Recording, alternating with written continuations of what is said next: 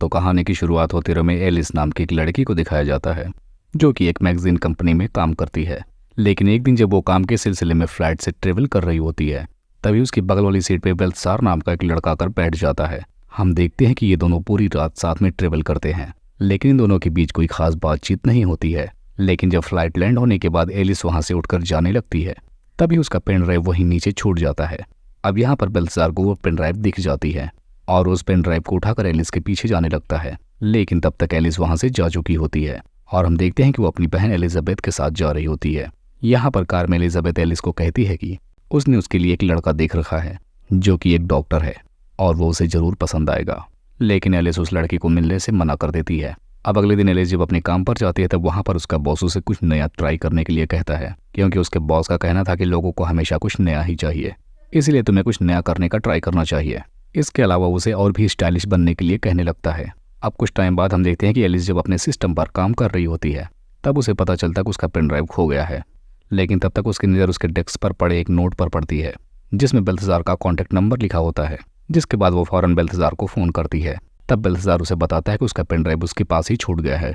जिसके बाद अब वो बेल्तसार का एड्रेस लेती है। जिसके बाद अब हम देखते हैं कि एलिस बेल्तसार के बताए हुए एड्रेस पर पहुंच जाती है, जहां पर एलिस के ऑफिस के 2 एम्प्लॉय पहले से मौजूद होते हैं और वो दोनों लोग एलिस को देखने के बाद वहां पर शॉक्ड हो जाते हैं। जहां पर बेल्तसार उसके पास आकर बताता है कि उसकी पेन ड्राइव उसके पास है, लेकिन इस टाइम उसकी पेन ड्राइव उसके घर पर है। जिसके बाद अब वो दोनों बेल्तसार के घर पर जाने के लिए निकल पड़ते हैं, लेकिन जब बेल्तसार एलिस को हेलमेट पहनने की मदद कर रहा होता है, इस दौरान दूर से देखने पर ऐसा लगता है कि वो दोनों एक दूसरे को किस कर रहे हैं। ये देखने के बाद एलिस के ऑफिस के एम्प्लॉयज़ काफ़ी शॉक्ड हो जाते हैं और ऐसा करते हुए उनकी फ़ोटो खींच लेते हैं और ट्विटर पर पोस्ट कर देते हैं। अब इधर घर पहुंचने के बाद बेल्तसार एलिस को उसका पेन ड्राइव वापस कर देता है। अब पेन ड्राइव मिलने के बाद जब एलिस वहां से जाने लगती है तब बेल्तसार कैसे भी हिम्मत जुटाकर उसे कॉफ़ी पर चलने के लिए इन्वाइट करता है, लेकिन उसे एलिस यह कह के मना कर देती है कि तुम अभी मेरे लिए बहुत ही छोटे हो। अब अगले दिन एलिस जब अपने ऑफिस में पहुंचती है तब वहां पर वो देखती है कि उसे देखकर सारे लोग बहुत हंस रहे होते हैं, लेकिन एलिस को यहाँ पर कुछ भी समझ में नहीं आता। लेकिन तब तक वहाँ पर उसकी असिस्टेंट भी आ जाती है। तब एलिस उससे इसके बारे में कुछ पूछती है। तब यहाँ पर उसकी असिस्टेंट बताती है, तुम्हारी और बेल्तसार की फोटो ट्विटर पर अपलोड हो चुकी है, ऐसा लग रहा है कि तुम दोनों किस कर रहे हो। और ऐसी फोटो देखकर एलिस बिल्कुल शॉक्ड हो जाती है।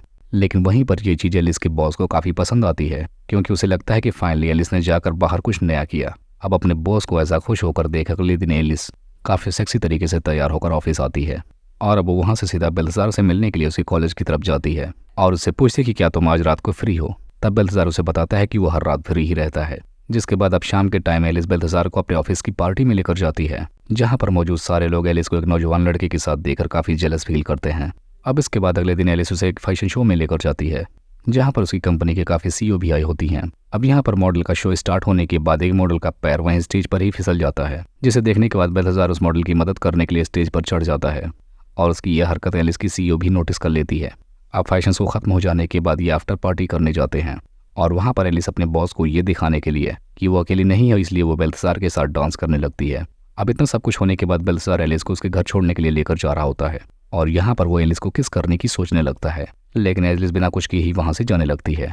लेकिन कुछ टाइम बाद जब एलिस अपने घर पर होती है तो वहाँ पर बेल्तसार भी पहुँच जाता है और उसे वहीं पर पकड़ के किस करने लगता है। लेकिन पहले तो एलिस उसे ऐसा करने से मना करने लगती है, लेकिन थोड़ी देर बाद वो इसे भी इंजॉय करने लगती है। जिसके बाद यहाँ पर ये दोनों एक दूसरे के साथ इंटीमेट होते हैं।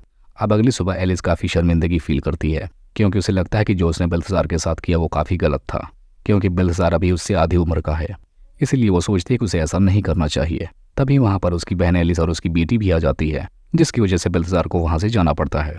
अब इसके बाद हम देखते हैं कि एलिस और बेल्तसार एक दूसरे का आधा से ज़्यादा समय एक दूसरे के साथ बिताने लगते हैं और एक दूसरे से धीरे धीरे बहुत ज़्यादा प्यार करने लगते हैं। लेकिन कुछ टाइम साथ गुजरने के बाद अब एलिस को रियलाइज़ होता है कि वो दोनों अभी जो कर रहे हैं वो इस टाइम के लिए तो सही है, लेकिन उनके रिलेशनशिप का कोई भी फ्यूचर नहीं है।